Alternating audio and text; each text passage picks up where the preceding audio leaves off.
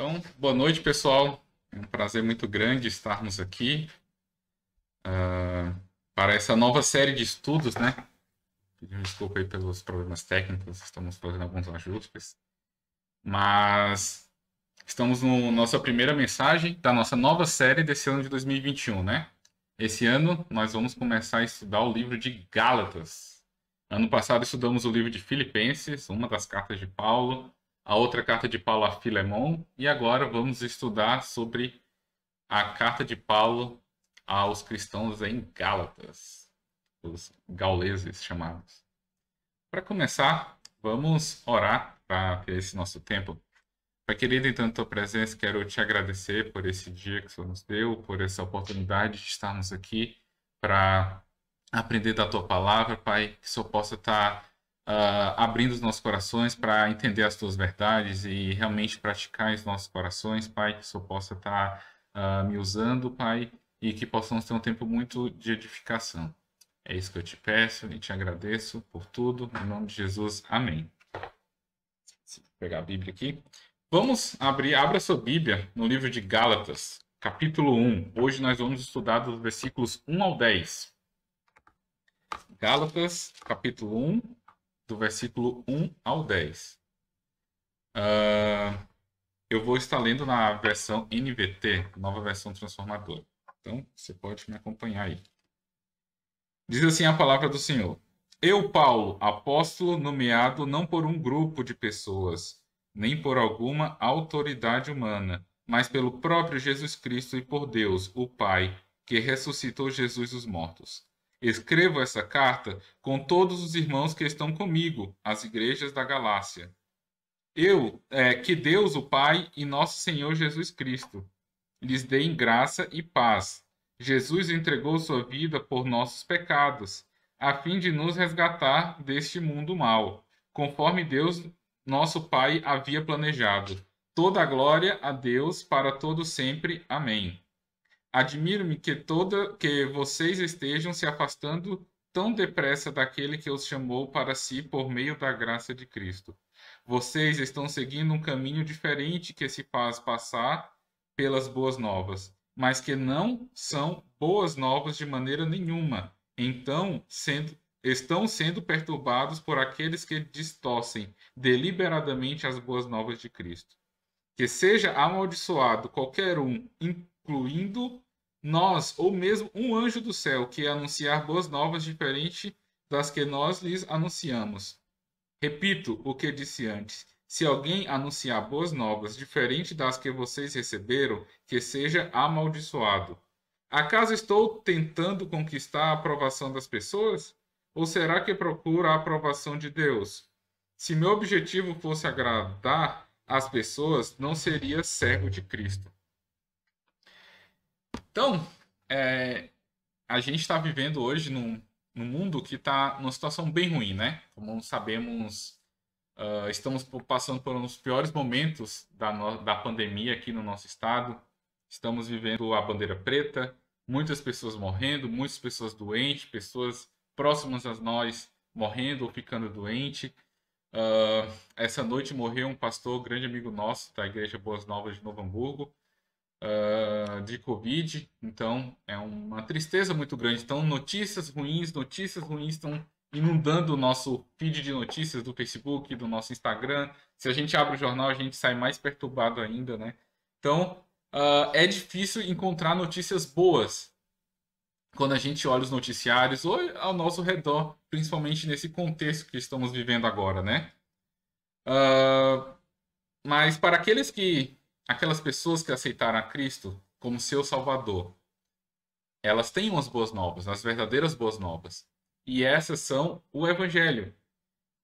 Em 1 Coríntios 15, 3 e 4 fala que Cristo morreu pelos nossos pecados, segundo as Escrituras, foi sepultado e ressuscitou no terceiro dia, segundo as Escrituras. Então, as boas novas que dizem que os pecadores podem ser perdoados e ir para o céu, pelo que Cristo fez por ele na cruz.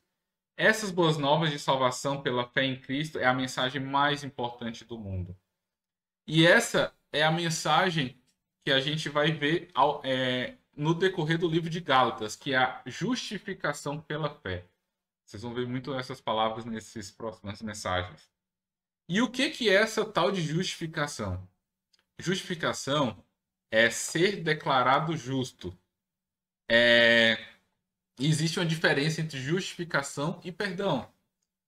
Perdão é, por exemplo, quando eu tenho uma dívida com alguém e eu sou perdoado. Por exemplo, se eu tenho uma empresa grande e eu, devido à pandemia, tenho muitos funcionários e eu entro em dívidas e eu estou falido, eu tive que vender a empresa e ainda continuo com a dívida de R$1 milhão. Eu estou quebrado, estou com a dívida grande e não tenho lucro nenhum, né? Então, um amigo seu, já vai lá e diz assim, cara, eu vou te pagar a tua dívida, vou te dar teus R$1 milhão. Tu não precisa me devolver. Então toma aí teus R$1 milhão. Eu recebo esse R$1 milhão e quito minha dívida. Se eu quito minha dívida, eu não voltei a ser rico novamente. Eu só não tenho mais aquela dívida absurda. Ainda estou no 0 a 0, ainda continuo quebrado. Isso é perdão. Perdão é ter a dívida quitada, mas eu ainda não tenho um saldo, eu continuo quebrado, só não com uma dívida grande. E justificação é esse seu amigo ainda te dar mais R$100 milhões aí para você abrir novos negócios na pandemia. É sair com perdão e com um lucro. Mesma coisa que Cristo fez por nós. Nós tínhamos uma dívida impagável para com Deus. E Jesus, Deus por meio do seu Filho Jesus, quitou nossa dívida impagável e botou no nosso saldo um saldo infinito. Então, quando Deus lá no céu puxar o nosso extrato, ele vai ver que a gente não tem mais a dívida, mas tem um saldo infinito. Não por méritos nossos, mas pela justiça que foi colocada em nós por meio de Jesus Cristo. Justiça que não merecemos. E essa justificação é mediante a fé e não por obras. A gente não consegue conquistar isso. É única e exclusivamente a obra de Cristo. E a obra de Cristo na cruz. Não há nada que possa substituir ou auxiliar Jesus para a nossa salvação. E é essa mensagem aqui que está em ataque com os Gálatas. Paulo pregou para eles sobre a justificação, sobre ser salvo. Era uma região que tinha muitas igrejas fundadas por Paulo. E é essa mensagem de ser salvo apenas pela fé que estava sendo posto em xeque aqui com os falsos mestres, os falsos ensinadores aqui nessa região. E é sobre esse ataque a essa doutrina que o livro de Gálatas, que a carta de Gálatas foi escrita. Então, alguns falsos mestres, eles estavam invadindo as igrejas de Gálatas, que foram fundadas por Paulo, e ensinando uma mensagem diferente, uma falsa verdade. Os falsos mestres diziam que Paulo era um apóstolo meia boca, ele tinha ensinado meia verdade. Não é só apenas pela fé que pode ser salvo.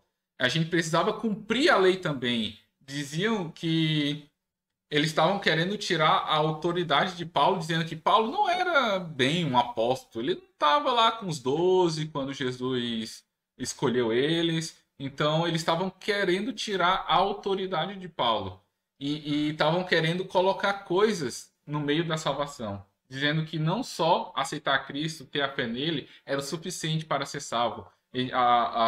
Os cristãos precisavam, os que não eram judeus, precisavam se tornar prosélitos, que eram cristãos gentios que se tornavam judeus, faziam a circuncisão, tinham os costumes judaicos. Eles precisavam disso, fazer a circuncisão, para se tornar salvos. Não bastava só crer em Jesus Cristo. Como assim? Jesus estava... toda a lei de Moisés, tudo que a gente tinha, não pode ser só aceitar Jesus Cristo. E era isso que eles estavam pregando, dizendo que era verdade, precisava ter a fé em Jesus, mas também precisavam ter boas obras. Então botavam um pouquinho de falsa verdade no meio da verdade. E é assim que acontece hoje. As grandes igrejas e movimentos evangélicos que colocam pequenas falsas verdades no meio da verdade do evangelho para iludir e enganar os cristãos.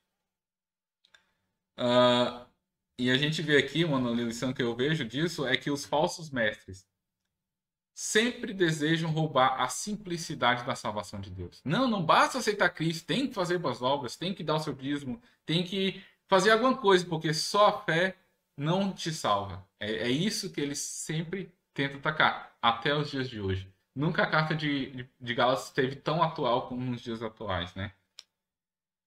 E lendo esses primeiros versículos dessa carta, a gente consegue ver que Paulo, ele não começa a carta louvando a Deus, orando pelos santos, ele não começa como ele começou a carta de Filipenses, como a gente viu, louvando a Deus pela vida dos irmãos de Filipenses, louvando a Deus pela vida de um e outro irmão. Ele já começa falando que eu, Paulo, apóstolo nomeado não por um grupo de pessoas, nem por alguma autoridade humana, mas pelo próprio Senhor Jesus Cristo. E assim ele começa falando que a autoridade dele vem de Deus.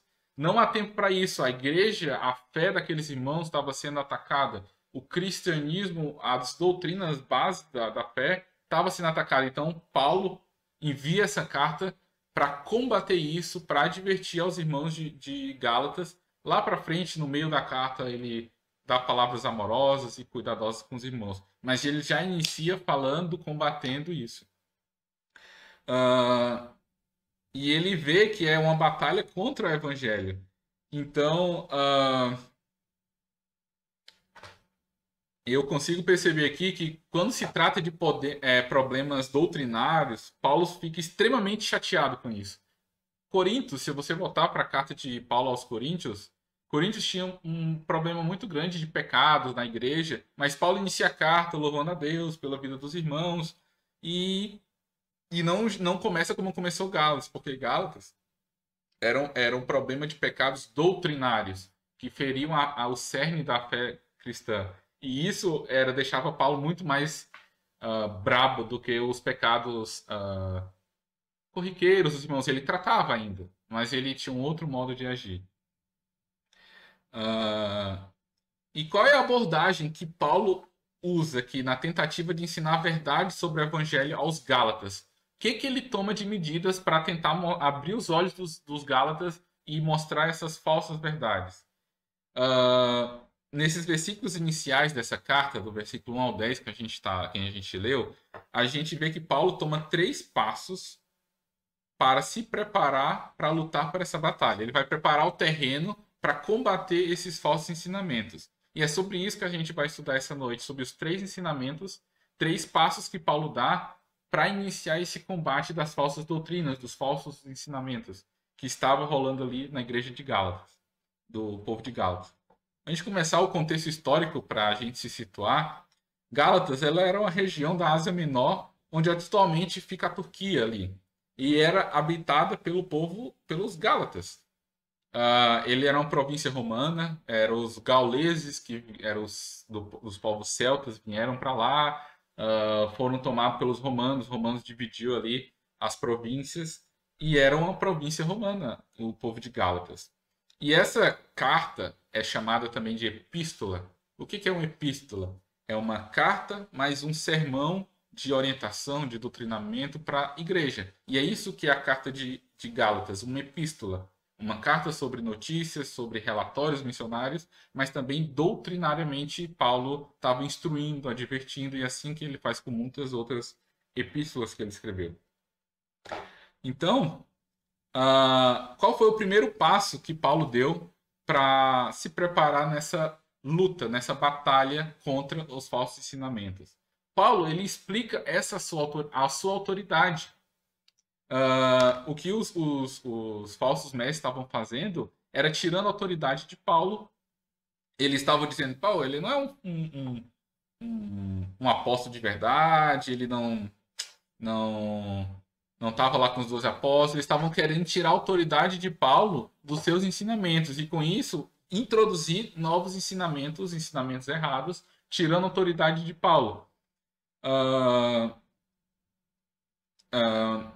Nesse início aqui, Paulo mostra claramente a autoridade que ele recebeu do Senhor Jesus. E essa autoridade que ele recebeu tem origem de 3 fontes. A autoridade que ele tem origem, primeiro, do seu ministério. No início do versículo 1 diz assim: eu, Paulo, apóstolo.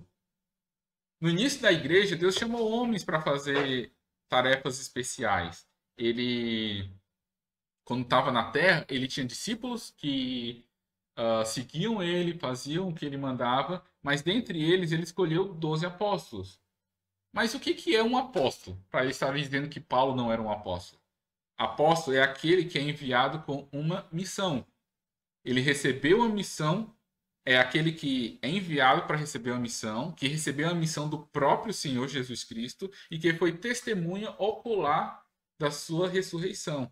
Ele viu Jesus pessoalmente após a sua morte. Então, essas são as credenciais para ser um verdadeiro apóstolo. A gente consegue ver que hoje temos centenas, milhares de apóstolos por aí, que não cumprem esses requisitos para serem um verdadeiro apóstolo, né? Paulo, ele não havia sido um discípulo de Jesus durante o seu ministério na Terra, mas ele viu e recebeu essa missão de Jesus de uma forma bem diferente.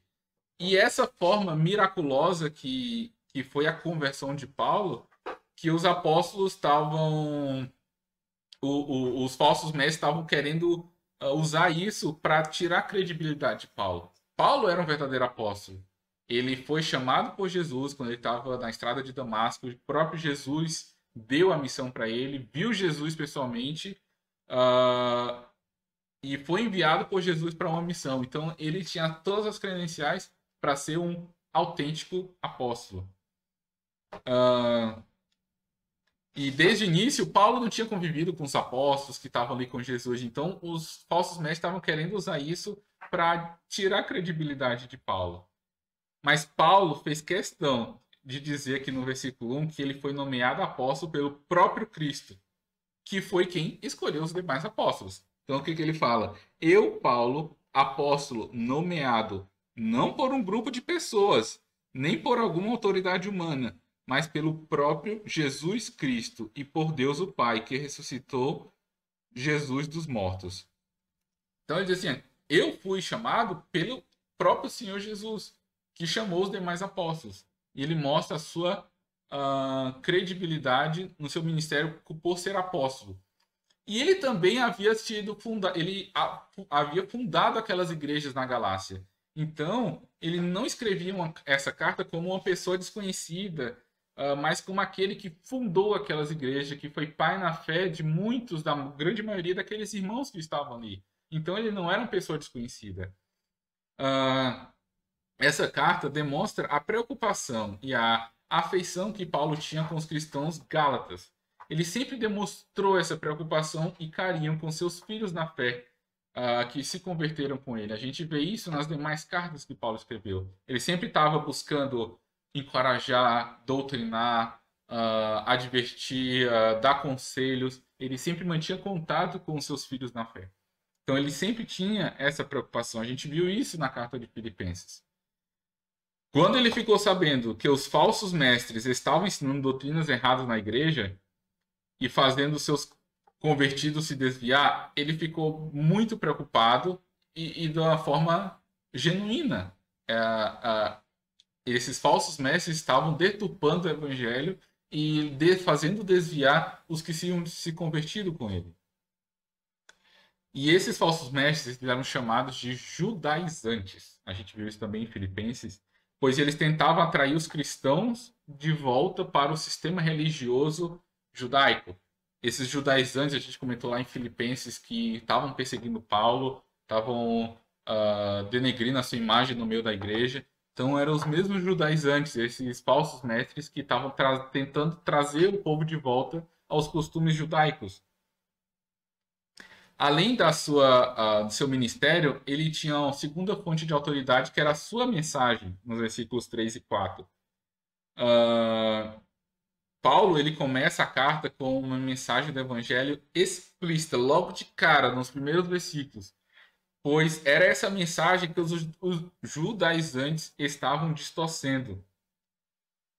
O evangelho, a mensagem do evangelho, ela gira em torno de uma única pessoa, que é a pessoa do Senhor Jesus Cristo, o Filho de Deus. Então, Jesus pagou um preço muito alto para que nós pudéssemos ser salvos, e apenas a obra dele que nos salvou. E a gente vai ver que a cruz é um tema muito importante na Epístola de Gálatas. Então, a gente vai ver muito falar sobre isso. E Cristo, ele pagou esse preço alto para alcançar um propósito, que é livrar os pecadores da escravidão. Então, essa liberdade em Cristo é o tema predominante de Gálatas. Fala sobre essa liberdade que temos em Cristo. E sobre essa liberdade que a gente conquistou é devido ao preço alto que Jesus pagou na cruz. E os judaizantes, eles estavam privando os cristãos da liberdade e da graça e estavam levando eles à escravidão da lei. Estavam querendo levar eles para o caminho oposto. O evangelho que Paulo pregava era de sermos livres em Cristo, não sermos mais escravos do pecado. E os judaizantes estavam levando eles para serem escravos da lei. Paulo sabia que a escravidão não fazia parte da mensagem do evangelho, pois Cristo havia morrido para nos libertar. E o ministério, a mensagem de Paulo, eram fontes da sua autoridade espiritual. Dava a ele autoridade para tratar dos problemas com os Gálatas. A gente vê também aqui a motivação de Paulo, no versículo 5. Fala assim: toda a glória a Deus para todo sempre. Amém. Os falsos mestres não pregavam para a glória de Cristo, mas para a sua própria glória. Bem diferente com Paulo aqui, ele fazia as coisas para a glória de Deus. O objetivo dele era que o nome de Deus seja exaltado. Lá em Filipenses a gente viu que se as pessoas estavam pregando o que eram contra Paulo, estavam pregando o evangelho correto, queriam ganhar os nomes para si da quantidade de pessoas convertidas, se era o evangelho correto, que importa que o evangelho seja pregado. Esse era o objetivo de Paulo, mais do que o seu próprio bem-estar. E é completamente o oposto daqui dos judaizantes, dos falsos mestres. Eles queriam ganhar almas não para Cristo, mas eles buscavam converter pessoas com as falsas doutrinas para se gabar das suas estatísticas. Tem muitos crentes nas minhas falsas igrejas, eu tenho tantos convertidos. E era completamente diferente do objetivo de Paulo, que o desejo de Paulo era glorificar o Senhor Jesus Cristo. E Paulo, após explicar a sua autoridade para tratar desse problema, ele avança para o segundo passo, que é o quê? Ele mostra a aflição dele com essa situação que está acontecendo com o povo de Gálatas. Os versículos 6 e 7 falam assim: admiro-me que vocês estejam se afastando tão depressa daquele que os chamou para si por meio da graça de Cristo. Vocês estão seguindo um caminho diferente que se faz passar pelas boas novas, mas que não são boas novas de maneira nenhuma. Estão sendo perturbados por aqueles que distorcem deliberadamente as boas novas de Cristo. E esse é o primeiro motivo para a angústia de Paulo. Os Gálatas, eles estavam abandonando a graça de Deus. No original, esse termo aqui, na NVT diz se afastando tão depressa, né? No NVI diz abandonando. Se você for olhar lá no original, esse termo abandonar se refere a um sentido de transferência de fidelidade. Eles estavam trocando a fidelidade deles de Deus para as leis de Moisés. Então, eles estavam transferindo a sua fidelidade. E o termo aqui está no sentido contínuo, no gerúndio, que ele está no processo que está acontecendo. Ainda não foi completo. Eles estão em cima do muro, estão começando a se interessar por essa novo evangelho que está sendo pregado, e estão aos poucos se distanciando do verdadeiro evangelho. E então Paulo ele exorta aqui eles enquanto há tempo, enquanto eles estão nesse processo de mudança para voltarem para o verdadeiro evangelho. Eles haviam sido salvos pela graça de Cristo e estavam retrocedendo para a lei, abandonando a liberdade em troca do legalismo. Como eu falei, a graça de Deus é o tema central, é um dos temas centrais dessa epístola. A graça de Deus, a liberdade por meio da graça. E a graça, ele é um favor concedido por Deus a pecadores indignos. Ele é diferente de misericórdia. Graça é aquilo que a gente recebe, é o que Deus nos dá, aquilo que a gente não merece, que é a sua salvação, a sua graça. E é o contrário de misericórdia, que Deus não dá a nós aquilo que nós merecemos, que é o inferno. Então, essa é a graça de Deus. Ele nos deu a salvação, a gente não merecia, não fez nada por merecer, mas ele nos deu. O termo graça e dom andam juntos na Bíblia, pois a salvação é um dom de Deus concedido por meio da sua graça. Não tem obras, não tem nada que a gente possa pagar para ter a vida eterna. E é isso que muitas religiões fazem. Tentam colocar uma coisinha a mais para que a gente possa ser salvo. Tem que pagar penitência, tem que pagar isso, tem que fazer boas obras, tem que ser uma boa pessoa. Isso não te faz ser salvo. Isso te mostra, fazer isso é um dever teu, ser como um bom cidadão, fazer as boas obras. Mas isso é uma demonstração de que tu já foi salvo. Não te leva para a salvação. Os cristãos aqui não estavam mudando apenas de religião ou trocando de igreja. Eles estavam virando as costas para o próprio Deus da graça. Se é Deus que deu essa graça para eles, que deu a salvação, eles estão virando as costas disso, estão trocando a sua fidelidade por outro evangelho, eles estão rejeitando não só a doutrina, a igreja ali onde eles estão negando o próprio Deus que deu aquela graça para eles. Não podemos esquecer que a vida cristã é um relacionamento vivo com Deus por meio de Jesus Cristo. Uma pessoa, ela não se torna cristã apenas por aceitar os termos de uso do evangelho, né? Como a gente às vezes faz, está um problema, aceita os termos de uso, nem lê, só aceita, beleza. Não é isso, não é simplesmente levantar a mão na igreja que te torna salvo. Não é isso. Mas é se entregar a Cristo e crer nele, viver para ele, deixar ele ser o seu Senhor, o seu dono, viver do modo, com a mentalidade de Cristo. É isso que Paulo fala em Filipenses também. Não se pode misturar graça e obra, pois essas duas coisas são mutuamente exclusivas. A salvação é um presente de Deus, dado a nós por meio de Jesus Cristo na cruz. Abandonar a graça em troca da lei é abandonar o Deus que nos salvou. É rejeitar o próprio Cristo. Então é muito sério dar lugar a esses falsos ensinamentos. É muito sério o que muitas igrejas, o que muitos falsos mestres hoje estão fazendo. Querendo adulterar a Bíblia, querendo atualizar a Bíblia. E eles vêm com meias verdades. A maior parte ali, se você for ver, está correto. É um ensinamento bíblico, mas insere uma falsa verdade ali para fisgar os cristãos. Os Gálatas também, eles estavam não só dando lugar a esses falsos ensinamentos, mas estavam distorcendo o evangelho de Deus. Os judaizantes, eles afirmavam que estavam pregando o evangelho, mas não é possível ter dois evangelhos. Um que a base é a graça, que é o que Paulo pregava, e outro a base nas obras, que é o que os judaizantes pregavam. Eles pregavam um evangelho tão diferente que, no final das contas, nem era um outro evangelho, nem era evangelho. Era uma outra coisa completamente à parte. Os judaizantes diziam, nossa, nós cremos em Cristo, mas temos uma coisa muito maravilhosa para acrescentar no que vocês já creem. Como se alguém pudesse acrescentar algo melhor à graça de Deus. Falando, tem que pregar uma coisa aqui na cruz de Cristo aqui, porque o sangue dele não foi o suficiente para lhe salvar, para redimir os seus pecados. E é assim que muitos mestres fazem hoje em dia. Tentam colocar algo junto à cruz de Cristo para obter a salvação. Para eles, a morte de Cristo não foi o suficiente. Tem que ter algo mais. Sempre tem que fazer alguma coisa a mais. E isso está em alta hoje em dia nas igrejas. E esse termo aqui, distorcer, perverter em outras versões, significa no original fazer uma reviravolta, seguir na direção contrária.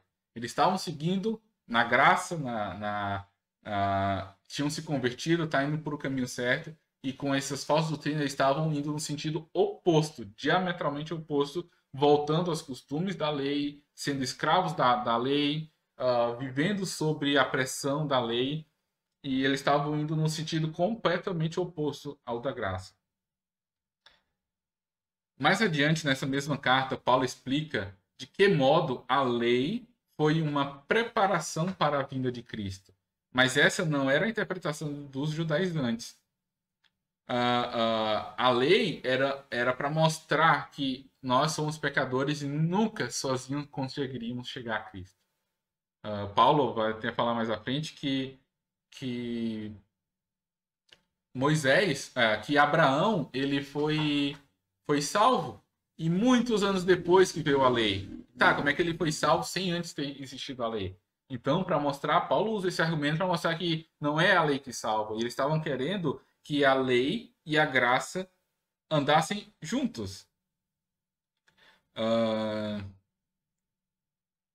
Eles diziam que se você não se circuncidasse segundo os costumes de Moisés, não poderia ser salvo. Então eles estavam dizendo que para tu ser salvo precisava seguir a lei também, precisava se tornar um judeu. E quais eram as consequências dessa distorção que eles estavam fazendo? Qual é a consequência para o povo de Gálatas disso? No versículo 7, no final dele, a gente vê uma das consequências para o povo de Gálatas, que diz assim: estão sendo perturbados por aqueles que distorcem deliberadamente as boas novas de Cristo. Então, viver debaixo da lei, nessa mistura de lei e graça, estava perturbando aos Gálatas. Porque a graça, ela liberta, ela tira aquele peso de nós, porque Cristo levou esse peso na cruz. E voltando à lei, a gente traz de volta esse jugo para nós. Então a gente fica perturbado. É o que eles estavam acontecendo. Quando a gente, como cristãos, tentamos viver uma vida santificada pelas nossas forças, dizer assim, eu vou buscar minha santificação, eu pelas minhas próprias forças, eu sou um cristão que raramente peco, é porque eu sou muito forte. A gente vai vivendo uma pressão porque a gente está usando nossos próprios recursos, nossas próprias forças para tentar buscar a santificação. Mas não é isso que Deus dá. Deus, Jesus pega o nossas dores, a nossa carga, e Ele quer nos guiar, nos levar, nos ajudar, nos levar à santificação.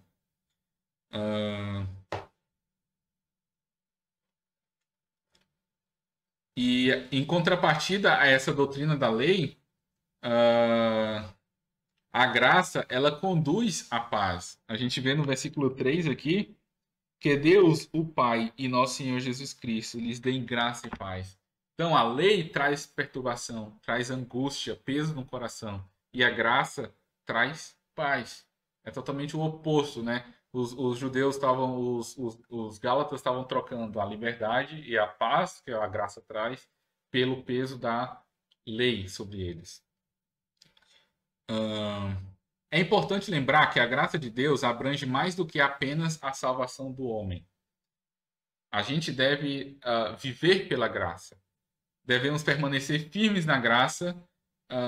Permanecer firme nessa graça é o alicerce da vida cristã. E a graça, ela nos capacita a sofrer sem nos queixar e até usar esse sofrimento para a glória de Deus. Em 2 Coríntios 12, 1 a 10, a gente pode ver mais sobre isso. Então, a gente usa a graça. Quando a gente está debaixo dos olhos da graça, debaixo disso, a gente vê a vida com outros olhos.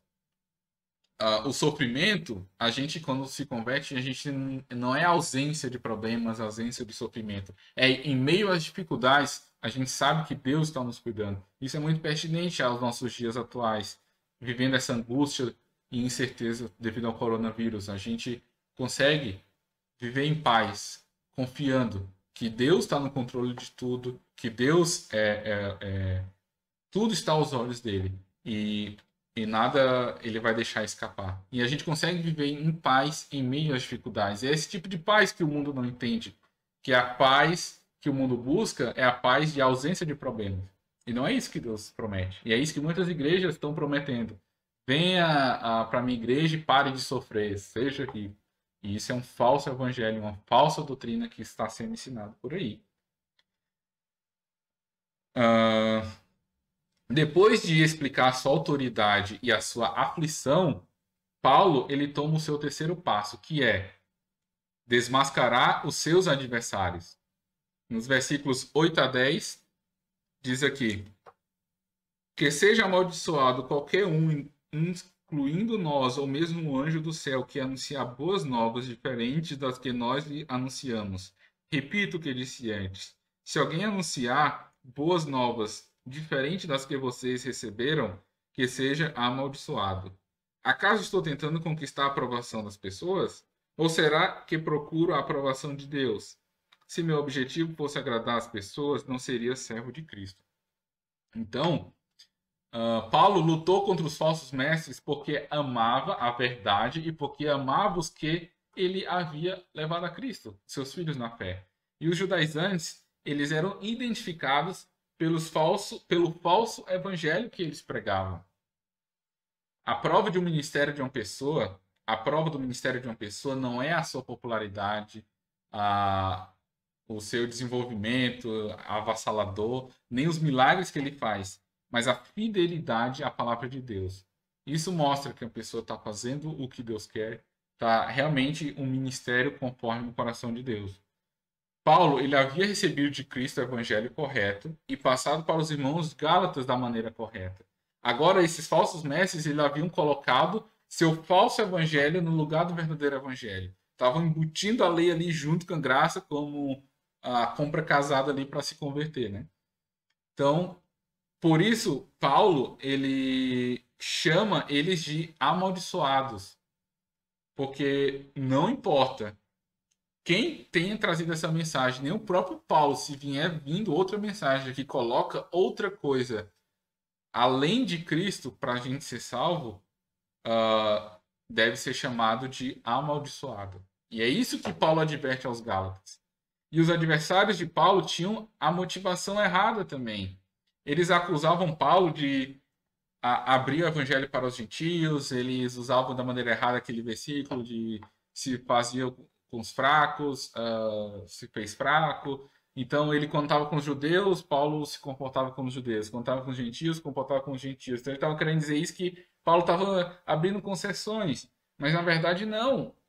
Os falsos mestres é que tinham a motivação errada. Eles estavam mudando a pregação do evangelho para embutir a lei judaica, para eles poderem agradar tanto aos judeus quanto aos gentios. Que daí, para ser salvo, tu precisa cumprir a lei, os judeus ficavam felizes, que não tinham que deixar de seguir a lei, e tinha que agradar, e tinha a graça que para os gentios também poderem chegar, e daí eles queriam juntar isso. Então, é eles que eram os covardes que estavam querendo juntar isso para fugir da perseguição dos judeus. E Paulo, e esses falsos mestres faziam essas concessões para buscar a aprovação da maior parte de pessoas, né, dos judeus e dos gentios. Mas Paulo, ele não buscava a aprovação dos homens. Ele fala que, no versículo 1, seu ministério não era de origem humana.